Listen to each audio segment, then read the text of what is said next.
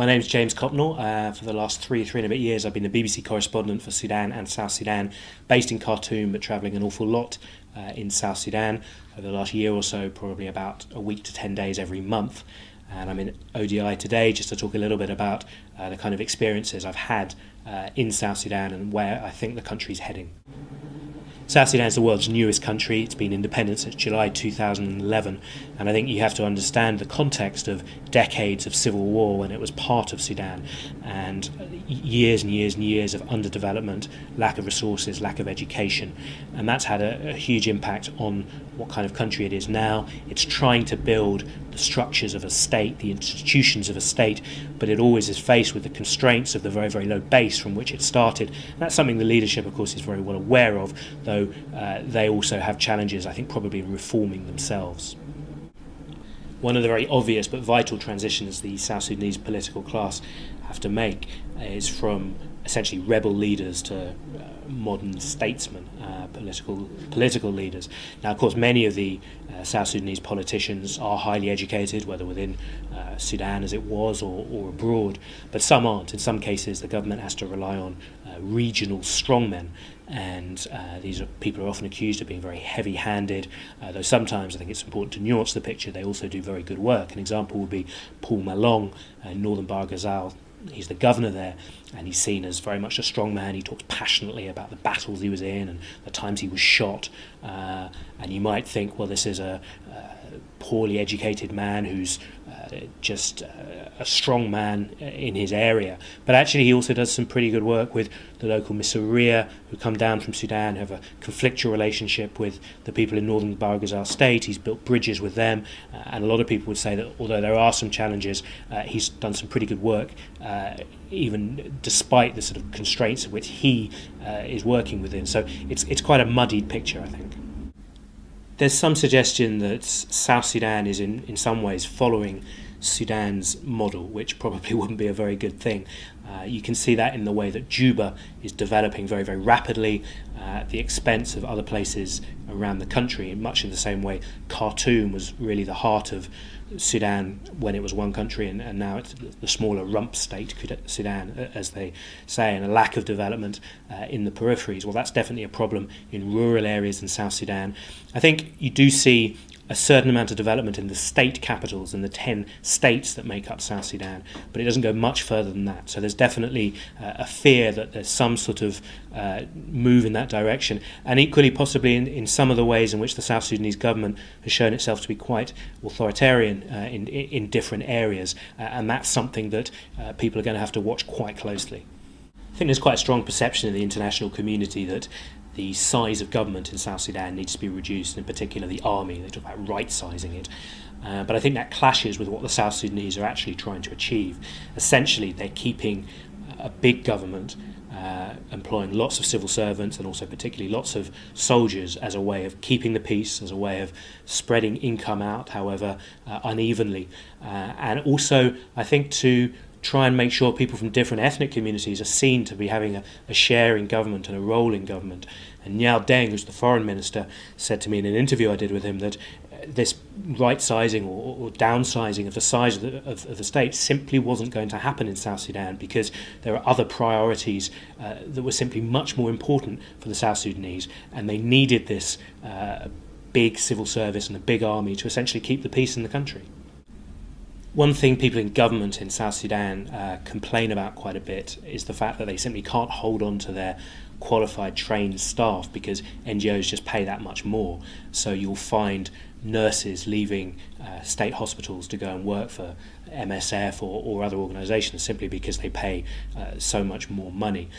There was one case, I believe, of a lot of teachers becoming security guards at the compound of the UN peacekeeping mission because, again, the salaries were so much better. So although NGOs obviously are doing a lot of very good work in a lot of different places, they're also having quite a big impact on the governments and the communities that they're trying to serve, and sometimes in a negative way by stripping them of some of their most valuable staff. I think one problem with South Sudan at the moment is there isn't really an effective opposition. There are almost no opposition members of parliament in the National Assembly. That's partly because of very flawed elections in April 2010, which the international community didn't make much noise about because they were concerned about the referendum the following year, which eventually led to South Sudan seceding. So the suggestion is that possibly civil society could act as a sort of de facto opposition, and I think some international community support and resources have gone into promoting this. It's a possibility because, of course, there won't be a reconfiguration of the parliament till at least 2015. But I think many people in South Sudan are wary of appearing too much in opposition, even though they are in civil society. They don't necessarily see their role as exactly the same as the one the international community would like for them. So it's something to be investigated, but I think it certainly is slightly problematic. There's a really big focus on the whole oil shutdown and South Sudan trying to get its oil production going again. And obviously losing 98% of government revenue had a massive impact on the country and its ambitions in terms of development. But I think in some ways, for ordinary people, the bigger point is one about trade. Now, South Sudan essentially hasn't had any trade with Sudan since just before it became independent. The Sudanese basically outlawed people coming south, though some people still do. And that's resulted in a huge increase in prices in markets, particularly in the northern states of South Sudan. People have had to bring in food from Uganda, from Kenya, along very long roads, very bad roads. So to give one example, in the town of Lair in Unity State, an onion these days costs about $2, 8 South Sudanese pounds, just unimaginable expense for a large number of people. So if that trade could start again, if the border with Sudan could open up again, I think it'd have a huge impact on the lives of ordinary people who often haven't seen any benefit from the oil revenue, which has really stayed in the hands of the elites. In January, the South Sudanese shut down their own oil production as part of a row with Sudan, and I think it had some pretty dramatic consequences. It really damaged South Sudan's prestige or image in the international community. It received a lot of criticism because of it, and there were some also very obvious financial difficulties. Oil is 98% of the government's revenue, so austerity measures came in. You saw people for a month or two went without their salaries. In Unity State particularly, there was something like a 25% cut in salaries as well because of these austerity measures, despite the government saying it would do its best for this not to happen.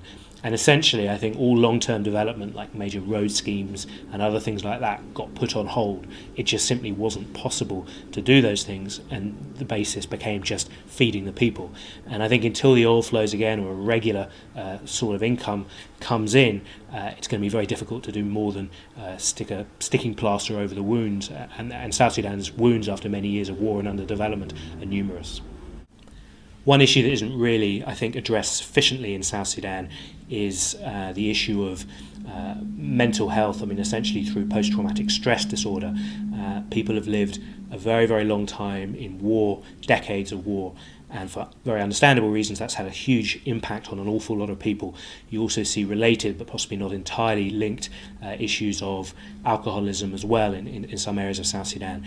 And this is an area that isn't really fully being addressed, I think, by NGOs and others for the difficult reasons of cultural sensitivities and maybe South Sudanese not being that willing to confront this aspect of society. But I do think this is a problem that does need addressing.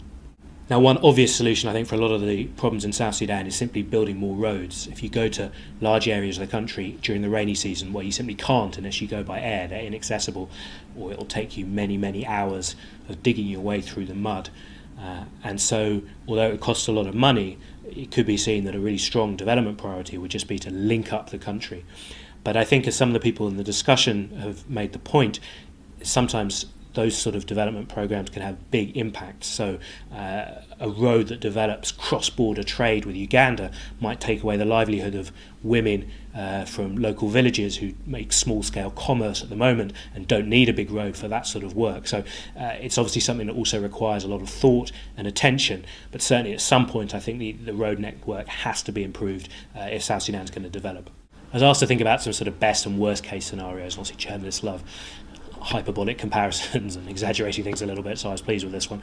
I felt that a worst case scenario for South Sudan would be somewhere between Eritrea and Somalia. The sort of disintegration of the Somali state because of ethnic tensions is a worst case scenario for South Sudan, and Eritrea in the way that they've put up the backs of people in the international community, and the political elite essentially only listens to itself.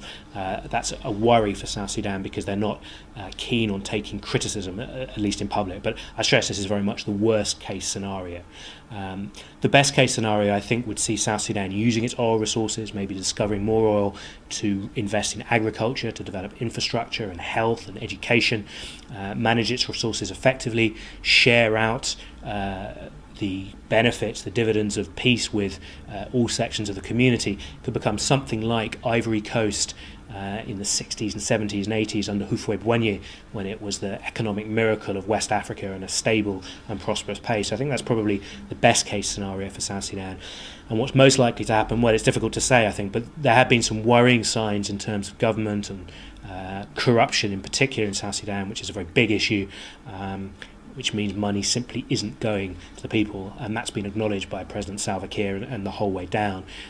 There are also huge inter-ethnic tensions and problems with Sudan as well. So a realistic scenario is continuing problems both externally with Sudan and internally, ethnic tensions as well. Certainly not a full-blown disaster by any means, but not also the full dividends of peace that the South Sudanese themselves are so desperate to have.